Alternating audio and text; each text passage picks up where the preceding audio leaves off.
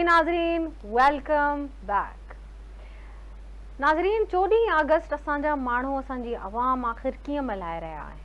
अचो त ॾिसूं था। असांखे जॉइन कयो आहे शाहिद चन्ना ब्यूरो चीफ आहिनि, सखर मां असांखे जॉइन करनि पिया।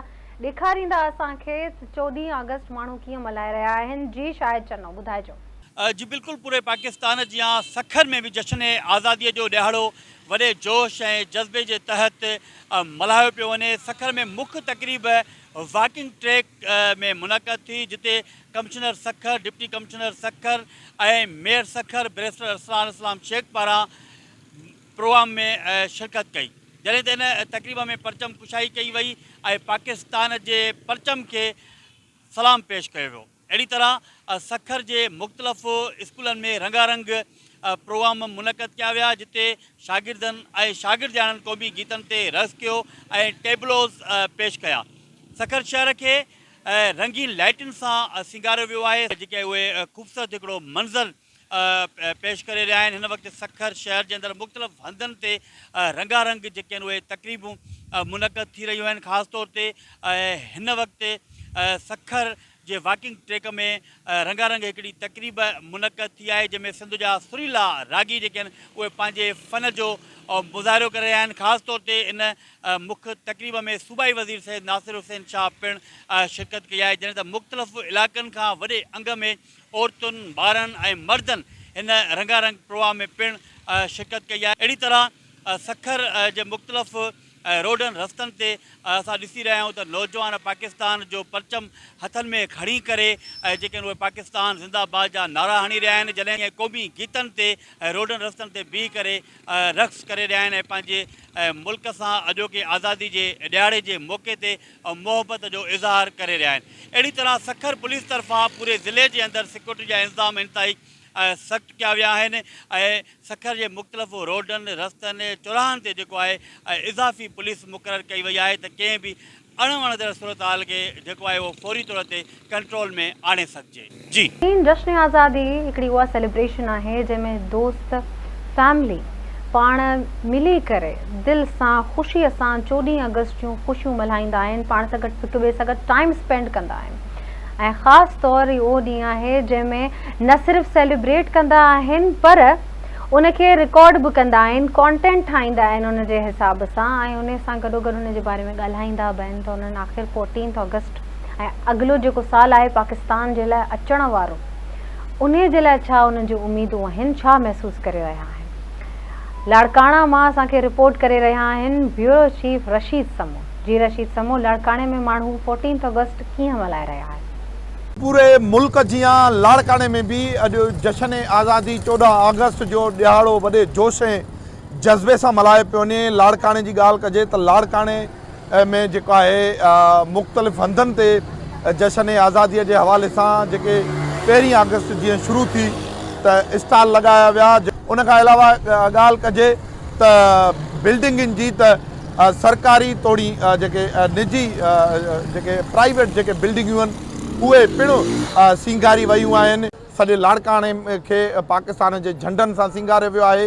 वॾे तादाद में जेके शहरी आहिनि, सवनि ऐं हज़ारनि जी तादाद में शहरी घरनि खां ॿाहिरि निकिता आहिनि ऐं हीउ जेको ॾियारो आहे शहरनि जो चवणु आहे त ईद खां वधीक असांजो ॾियारो आहे। अॼु सुबुह जो 7 बजे जेको आहे झंडो स्टेडियम में पिणु फड़कायो वियो हो, जंहिंमें लाड़काणे जी समूरी इंतिज़ामिया, mayor Larkana, deputy commissioner Larkana ऐं ज़िले काउंसिल जो चेयरमैन उन समेत आम जेके शहरी आहिनि लाड़काणे जा ऐं ॿारनि वॾे तादाद में शिरकत कई आहे। हिन वक़्तु बि मुंहिंजे पुठियां तव्हां नाज़रीन ॾिसी सघंदा हूंदा त जेके बिल्डिंग आहे उहा सिंगारी वई आहे। गुज़िरियल ॾींहुं जी ॻाल्हि कजे त गुज़िरियल ॾींहुं मेयर लाड़काणो तरफ़ां गर्ल्स कॉलेज रोड ते 70 फुट जेको आहे डिघो झंडो उते फड़कायो वियो ऐं उते बि तमामु वॾी रशी माण्हू वॾे तादाद में हुया।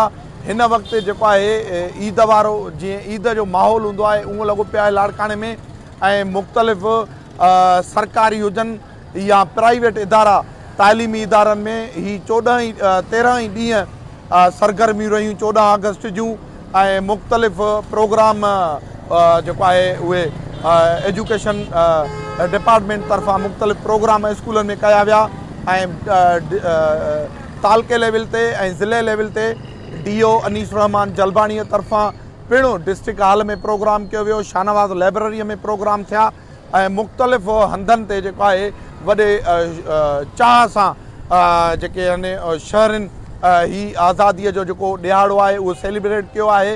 हिन वक़्तु बि लाड़काणे में मुख़्तलिफ़ जेके हंधनि जी ॻाल्हि कजे त उते जेके नौजवान आहिनि उहे पंहिंजे गाॾियुनि खे पाकिस्तानी झंडे सां सींगारे ऐं लाड़काणे शहर में निकितल आहिनि ऐं जेको पाकिस्तान जे झंडनि सां लाड़काणे खे सींगारियो वियो आहे। जी महिरबानी रशीद। नाज़रीन, हाणे ॾिसूं था त कश्मीर में माण्हू कीअं 14 अगस्त मल्हाए रहिया आहिनि। अहमद सियाल असांखे रिपोर्ट करे रहिया आहिनि कश्मीर मां। जी अहमद सियाल। जी बिल्कुलु अवी खे ॿुधायूं त जेको पाकिस्तान 14 अगस्त आज़ादी जो जेको ॾियारो आहे जश्न आज़ादी जो उहो पूरे मुल्क जी कश्मीर में भी वॾे जोश ऐं जज़्बे सां मल्हायो पियो वञे। जॾहिं तव्हांखे ॿुधायां कश्मीर में हिकु वॾी रैली निकिती आहे जंहिंमें रैली में क़ौमी अमन कमेटी, शहरी समाजी सिटीज़ एक्शन कमेटी, शहरी committee, higher secondary school Kashmir, higher secondary school town Kashmir ऐं नंढा जेके स्कूलनि जे उहो रैली में उनखे रैली आहे उहा मुख़्तलिफ़ शहरनि जे रखा थींदे जेकी आहे उहा रैली आहे डिस्ट्रिक्ट कश्मीर आहे तकरीरूं पिण कयूं गॾु तकरीब आहे उहा असांखे ॿुधायूं डिस्ट्रिक्ट प्रेस क्लब में आहे परचम कुशाई जी तकरीब आहे सुबुह 7 बजे जेको आहे उहा बि थी चुकी आहे ऐं उन सां गॾोगॾु टाउन कमेटी कश्मीर में बि परचम कुशाई जी तकरीब हुई उहा थी सघी आहे। हायर सेकेंडरी स्कूल में थी आहे, उन सां गॾोगॾु higher secondary school town Kashmir में थी सघी आहे, प्राइमरी 1 में थी आहे, साली सेकेंडरी स्कूल जेको आहे या मुनक़िद आहिनि ऐं उन सां GPS सोलंगी स्कूल आहे जेकी उहा तकरीब थी चुकी आहे। उन खां अलावा शहर जेको आहे नंढनि घिटियुनि में जेको आहे जेको आहे सां सिंगारियो आहे, लाइटिंग सां सिंगारियो वियो गॾोगॾु हिंदू पंज तरफ़ां जेकी आहे रैली कढी वई हिंदू पंचायत सां गॾोगॾु जेको आहे कम्यूनिटी तरफ़ां बि पाकिस्तान जी आज़ादी जे ॾियारे जे हवाले सां जेको आहे उन्हनि रैली कढे पाकिस्तान सां मोहबत जो इज़हार कयो आहे। उन सां गॾु हिते तव्हांखे ॿुधायां हिते वॾा नंढा थोरे शागिर्द शहर में जेको आहे वॾे जोश ऐं जज़्बे सां रैली खे मल्हाए रहिया आहिनि। उन सां गॾोगॾु शहरनि तरफ़ां जेको आहे हितां जा नौजवान आहिनि उहो मोटरसाइकिलनि जे तरफ़ जेको आहे रैली जी सूरत में झंडा खणी सिंधू दरिया ते वञी जेको आहे रैली में उते इंजॉय कयो आहे ऐं उन सां जेको आहे पाकिस्तान खे जेको आहे जश्न आज़ादी जे हवाले सां जेको आहे मौक़े ते मल्हायो वियो आहे। उन सां गॾोगॾु जेके हितूं जा कश्मीर जा नौजवान ख़ासि करे पिकनिक पॉइंट जेकी आहे उहा गुड्डू बिराज आहे उते विया आहिनि। सिटी पार्क ते हिकिड़ो वॾी जेको आहे प्रोग्राम मुनक़िद कयो आहे, इनकाद कयो आहे जंहिंमें DJ जे तरफ़ां उते झुमिर पिणु लॻाई वई आहे। इको साउंड ते नौजवाननि में जेको वॾो रक़्स ऐं जश्न जो कयो आहे उनमें शहरनि जेको आहे सिटी पार्क में वॾे अंग में शिरकत कई आहे। उनखे मां ॿुधायां पाकिस्तानी मिली लगमन ते जेको आहे वॾी उते झुमिर हई वई आहे ऐं पाकिस्तान जे ॾियारे ते ख़ुशी ऐं जोश ऐं जज़्बे सां मल्हायो वियो आहे। सिक्योरिटी जेकी इंतज़ाम आहे उहो बि सख़्तु कई वई आहे, रेंजर्स हुजे पुलिस हुजे, सरकारी इमारतुनि में जेको आहे झंडनि सां सिंगारियो वियो आहे, लाइटनि सां सिंगारियो वियो आहे पाकिस्तान जश्न आज़ादी जे ॾियारे सां। जी नाज़रीन, 14 अगस्त सिर्फ़ु हिकिड़ो ॾींहुं नाहे, इनखे हिकिड़ी अपॉर्चुनिटी वांगुरु सम्झो वञे, हिकिड़ी अपॉर्चुनिटी जंहिंमें तव्हां पंहिंजे मुल्क जे बारे में वरी खां सोचो, रीइवैल्यूएट कयो, पंहिंजे पाण खे रीइवैल्यूएट कयो, ॾिसो त मुल्क अपॉर्चुनिटीज़ केतिरियूं थो ॾिए, मुल्क जे लाइ छा करे सघिजे थो। ऐं हिकिड़ो ख़ासि सवाल जेको अक्सर सभिनि जे ज़हन में ईंदो आहे त अगरि चयो थो वञे त नौजवाननि मुल्क खे छा ॾिनो आहे, त सवाल थिए थो त मुल्क नौजवाननि खे, मुल्क जे सिस्टम नौजवाननि खे आख़िर छा ॾिनो आहे।